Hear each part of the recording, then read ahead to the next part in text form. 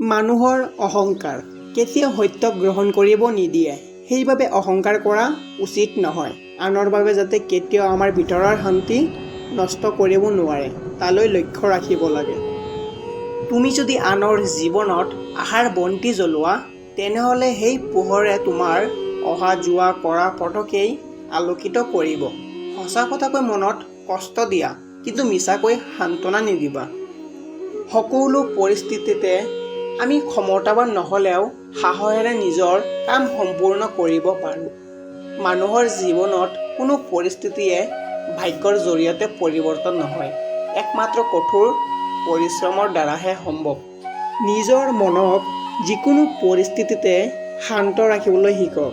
জীৱনৰ সকলো বস্তুৰ বাবে এক নিৰ্দিষ্ট সময় আছে, সেয়ে ধৈৰ্য ধৰা আৰু জীৱনৰ প্ৰতি কৃতজ্ঞ হোৱা। জীৱনত যদি আমি ভাল কথা ভাবোঁ তেনেহ'লে আমাৰ জীৱনত ভালেই হয়। এইদৰে বেয়া কথা চিন্তা কৰিলে বেয়াই হয়। জীৱনৰ নিয়ম হ'ল সদায় ভুল মানুহবোৰে আপোনাক সঠিক শিক্ষা দিব আৰু তাক আপুনি গ্ৰহণ কৰিব লাগিব।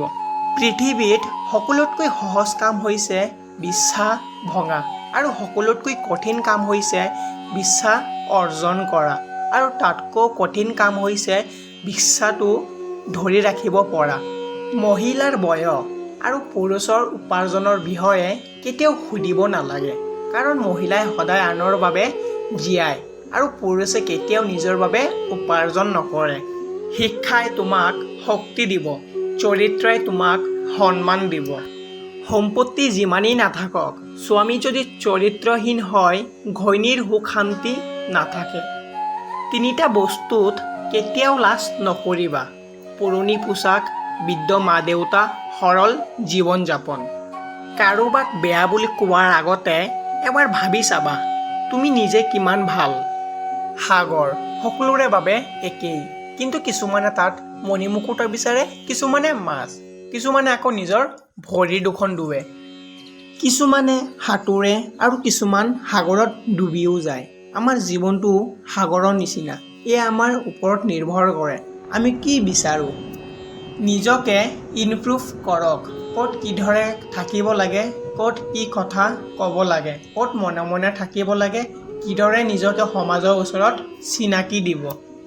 যদি আপুনি এইটো কয় যে আপোনাক কোনে সন্মান নকৰে, তেন্তে এইটো স্বীকাৰ কৰক যে আপুনি নিজকে সমাজৰ আগত উপস্থাপন কৰিব জনা নাই। বেলেগৰ ভুল ধৰা বাদ দিয়ক, বেলেগৰ ভাল বেয়া বিচাৰ কৰা বন্ধ কৰক। যি মানুহৰ জীৱনত কোনো সপোন নাই, কোনো লক্ষ্য নাই, কোনো উদ্দেশ্য নাই, সেইজনক বেলেগে কৰাটো বাদ দিয়ক। আপুনি নিজেও সন্মান নকৰে।